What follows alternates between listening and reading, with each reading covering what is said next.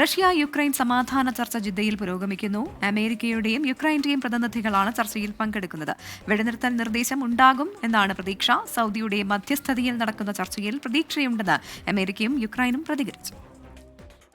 Russia Ukraine യുദ്ധം അവസാനിപ്പിക്കാനുള്ള പ്രധാനപ്പെട്ട ചർച്ചയാണ് ജിദ്ദയിൽ പുരോഗമിക്കുന്നത്. സൗദിയുടെ മധ്യസ്ഥതയിൽ അമേരിക്കയുടെയും യുക്രൈന്റെയും പ്രതിനിധികൾ പങ്കെടുക്കുന്ന ചർച്ചയിലേക്ക് ഉറ്റുനോക്കുകയാണ് ലോകം. വെടിനിർത്തൽ നിർദ്ദേശം ചർച്ചയിലുണ്ടാകുമെന്നാണ് റിപ്പോർട്ട്. സൗദി വിദേശകാര്യമന്ത്രി ഫൈസൽ ബിൻ ഫർഹാൻ, സൗദി ദേശീയ സുരക്ഷാ ഉപദേഷ്ടാവ് മുസായിദ് അൽ ഐബാൻ എന്നിവരുടെ സാന്നിധ്യത്തിലാണ് ചർച്ച.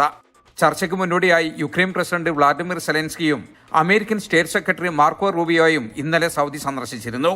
ഇരുവരും സൗദി കിരീടാവകാശി മുഹമ്മദ് ബിൻ സൽമാൻ രാജകുമാരനുമായി കൂടിക്കാഴ്ച നടത്തുകയും ചെയ്തു.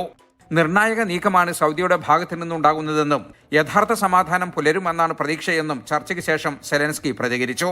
തടവുകാരെ മോചിപ്പിക്കൽ, കുട്ടികളെ തിരിച്ചെത്തിക്കൽ തുടങ്ങിയവ ചർച്ചയുടെ ഫലമായി സാധിക്കുമെന്ന പ്രതീക്ഷയും സെലൻസ്കി പങ്കുവച്ചു.